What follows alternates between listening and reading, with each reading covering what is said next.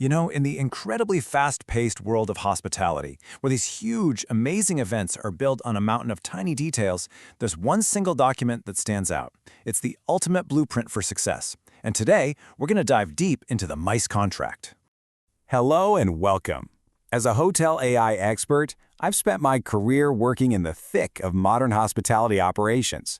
It is my absolute pleasure to welcome all of you, the students of Europe Hotel School, to your online learning journey. We are here to support your growth in this incredible industry. So, let's start with a really important question.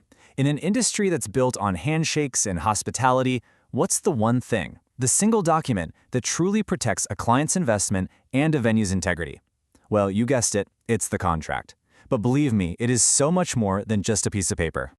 To really get it, we need to start with the contract's core purpose. The best way to think about it is as the foundation. It's the solid rock that every single successful meeting, conference, or exhibition is built on. So, what is a MICE contract really? It's the formal framework that turns all those conversations and promises into real, concrete commitments. It's basically the structural backbone of our industry. It defines everyone's expectations, protects everybody involved, and it allows for these massive, complex events to be delivered with total clarity and confidence. And this framework, it's where the magic really happens. This is the exact moment where a commercial agreement, the sale, transforms into an operational commitment. It's also where some really significant financial risks are managed for both the client, who's investing a lot of money, and for the venue that's dedicating its resources. Okay, so to truly understand the power of a contract, we need to look at its anatomy. We can break down pretty much any solid MICE contract into 4 essential pillars. These are what give it all its strength and structure. So what are they?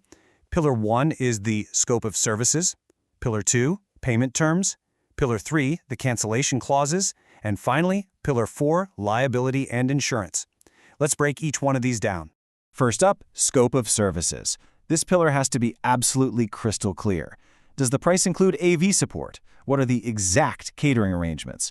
A really common mistake here is being vague about timing. Is the room rental for a standard 8-hour day, or is it a 24-hour hold so the client can set up? Getting this right is everything for your culinary, technical, and event staff. It's what prevents chaos on the day of the event. All right, on to Pillar 2, payment terms. This is one of those fantastic win-win situations. For the client, it gives them a totally transparent financial timeline, which makes their budgeting so much easier. And for the venue, it means financial security, right? You've got confirmed deposits and a predictable schedule of payments. Here's a little pro tip. Try to link payment deadlines to key planning steps, like when the menu has to be finalized. It keeps the whole process moving forward. Pillar 3, cancellation clauses. This is the part that handles the big what if. You'll usually see a tiered structure like this, and the logic is pretty simple. The closer the cancellation is to the actual event date, the bigger the potential loss of revenue is for the venue. This gives the client total transparency, and it gives the venue vital protection. This is also where you'll find something called the force majeure clause, which defines what happens in an act of God situation. That's always a really critical point of negotiation. And that brings us to our final pillar, liability and insurance. So who's on the hook if a guest's equipment damages the ballroom floor, or if there's a safety incident? This section spells all of that out. It allocates responsibility for all those potential risks. For example, if a client brings in their own production company, the contract has to state that their insurance is on the hook for any of the equipment they bring. It's just an absolutely essential layer of protection for everyone. So we've got the pillars. But who actually builds this thing? Well, that brings us to the absolutely critical role of the hospitality professional. You are the architect of this agreement. And as the architect, let me tell you, your single greatest enemy is ambiguity. Vague language isn't just a small problem, it is one of the most common reasons disputes happen. The main thing to remember here is that your job is to make sure every single line is perfectly, totally clear. Now, creating that clarity follows a pretty clear path. It all starts with negotiation, then moves into careful drafting. Now, the legal review, that is not just a formality you can skip. It is a critical safeguard. It makes sure no clause has some weird, unintended consequence. Only after that's done does it go to signature, and then distribution to all the internal teams who are going to bring this event to life. But here's the thing a lot of people miss. The contract's job doesn't just end when it's signed. In fact, that is when its most important role truly begins. It becomes the living, breathing blueprint for a successful event.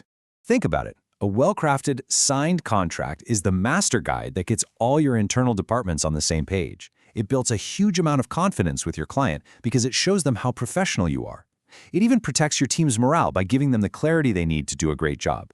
And ultimately, that's what it is, the foundation for a strong, lasting professional partnership. So I want to leave you with this thought. Your career in this amazing industry isn't just going to be built on the events you run.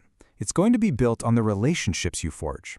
So the real question is, how are you going to use the structure and the clarity of a contract, not just as a legal document, but as your #1 tool for building those relationships on an unshakable foundation of trust?